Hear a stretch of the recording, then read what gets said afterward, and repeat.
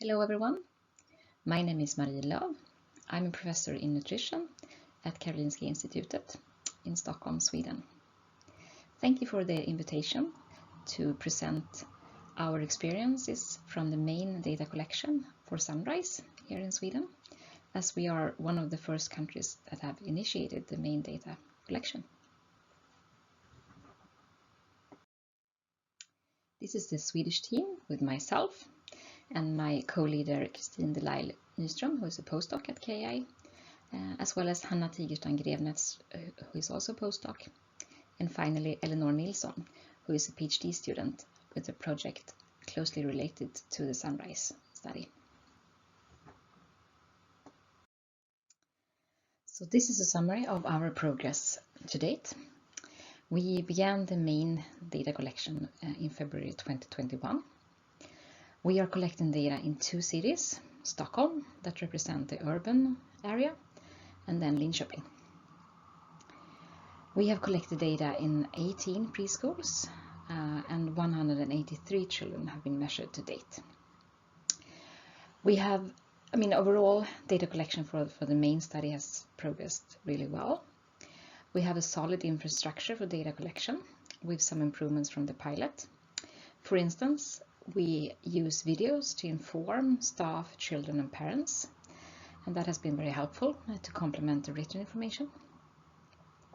We also use videos to inform about how to wear the actigraph, for instance that it needs to be worn at night, and that has actually increased our compliance.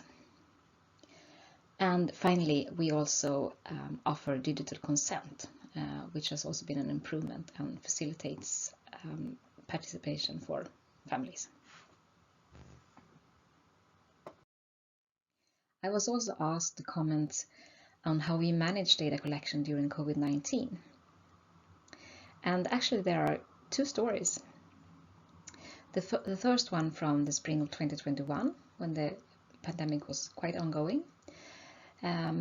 We had actually a much better outcome than expected. We were able to recruit 126 children, even though we were not really at full capacity because we wanted to start off a bit slowly. And initially we were a bit anxious, and in the initial meetings that I had with the preschools, I was kind of waiting for the comment saying, no, we don't think that we can do this during the pandemic. But the comment never came. Instead, they were very positive and the families were very positive.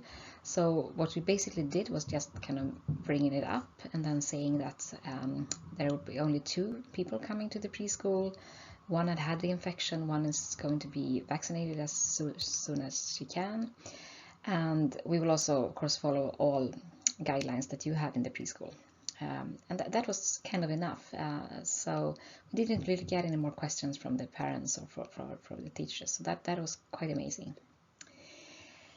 And the reason for this success during the spring, we think that is due to that preschools remained open here in Sweden during the pandemic.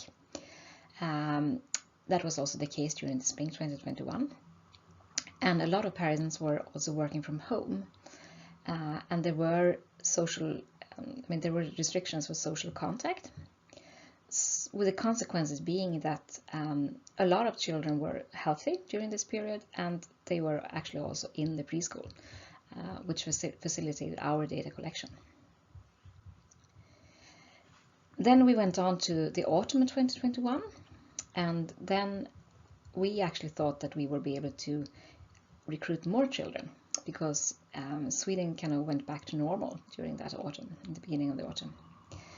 But instead, really unexpected to us, it was surprisingly bad during the autumn. We were only able to recruit 39 children. And our explanation is that we think that, parents went back to work, but the restrictions for that you can't be in the preschool if you have a cold or something like that, they remained. The consequences being that there were actually less children present in the preschools because they were not allowed to be there if they had any signs of a cold or something like that. And also a lot of teachers were not in the preschool because of sick leave, if they had any symptoms as well. So we ended up with less families that wanted to participate because the children weren't really in the preschool as much, and we also think that the parents were quite stressed trying to figure out how to sort out their work and not being able to send the kids to preschool. So this was of course unfortunate and a bit unexpected, but we are hoping for much better numbers now during the spring, and also especially during the fall when things are really coming back to normal. We hope, unless something changes in the COVID-19 situation, of course. I also would like to take the opportunity to mention that we have some additional measures here in Sweden. We have decided to also include cardiorespiratory fitness using the 20-meter shuttle run test. We also measure the kids' systolic and diastolic blood pressure, as well as their waist circumference. And all these additional measurements have worked out real well. Except for the blood pressure, where we have quite a lot of missing because the kids complain that it hurts a little bit with this automatic device, and some of them refuses as well. But otherwise, things are progressing really well also with that. They really love the cardiorespiratory fitness. We end the day with that, and they really like that as a finish to the tests. I could also mention that we decided to go for 7 days, just to make sure that we would have 5 full days for most of the kids. And as you can see, we've had really good compliance with the actigraphs during the main study, so that's great. I also would like to bring up that we also spent some effort and time on translation of the material. This is because, of course, that we want to have as representative sample as possible. And in Sweden, about 20% of children today have a migrant background, so we have translated the material into the most commonly spoken languages: Sweden, English, Somali, and Arabic, and a few other ones on request. And we have also we try to have a close collaboration with preschool teachers that speak these languages, so that they can also inform parents in the preschool setting. Okay, so lessons learned thus far from Sweden. Firstly, I'm sure that you agree with me that it's important to have the whole preschool on board, from principals, teachers, and parents. And we try to be flexible in terms of type of meetings and when we offer the meetings to make sure that we do it the best we can from our side. We have also experienced that digital informed consent has been very helpful to us. We have some difficulties in recruiting parents who don't speak Swedish, especially Somali speaking, and we are currently evaluating if we can improve our processes even further. And finally,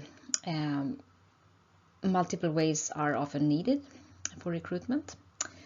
Posters provide good information, but we have also found that the digital platforms that preschool teachers use for communication with parents have been very useful also for us to spread information. And we also visit preschools when they want us to, and then we are in the environment, interact with parents, try to provide information in person.